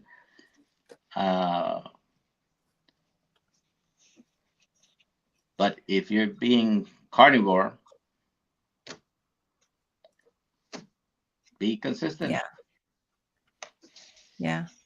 Yeah. No, the weight loss is really commendable for sure in that period of time. So I would say don't get discouraged, and your body's gonna sometimes has to sit there for a little bit and get used to that significant weight drop. We never lose in a completely linear manner. It's going to be up and downs and plateaus. And if you're consistent, eventually you'll break through. All right. Good stuff. Well, we're at the end of the hour here. We're going to do the final giveaway for the 30-day free membership to healinghumanity.life. So let's pick a winner here. Let's see. #life. Drum roll. The winner, 30 days, free, healinghumanity.life. And again, if you didn't win, you can get 50% off your first month. Link in the description. Partin DN is the winner. And you can claim that prize at healinghumanity.movie/giveaway. healinghumanity.movie/giveaway. Congratulations. Thank you all so much for all of your questions. Thank you so much to each of you for joining us. Lynn at Midlife Carnivore, Ashley Carnivore Brothers, Dr. Nelson at The Real Dr. Nelson, and Renee at Eating Meat to Walk. There is a link in the description. So go follow, support all these guys, subscribe, like their content, share. You guys have anything else you want to shout out or mention before we wrap up? I would say for those who won the free 1-month membership, if you are already a Healing Humanity Life member, we're going to have to just send you a t-shirt. So hopefully those of you who won are not members yet. But if you are, still go to the website, to the giveaway, fill out the form, but instead let us know, I'm already a member. Give us your t-shirt size and your address so that we can send you a free t-shirt. Awesome. Don't forget the Tampa meetup. I was just going to say, if you want to meet Dr. Nelson in person, live and in person, February 8th, Tampa meetup. There's Tampa the info. meetup. And if you want to learn more, it is kiltsmeetup.com, MEATUP, kiltsmeetup.com. So it's selling out quick. If you want to join, you better do it quick before it run out of tickets. So. And then come to Texas, March 8th. Austin, Texas is the next one with Healing Humanity. Kerry will be there live and in person. We've got Nia from Nia's Way. We've got Lauren Knight Hughes that's going to be there, and the list is growing. So more details to come very soon. March 8th, Austin, Texas. Good stuff. All right. Thank you all so much. Everyone have a good night. See you on the next one. You too. Bye, everybody. Bye.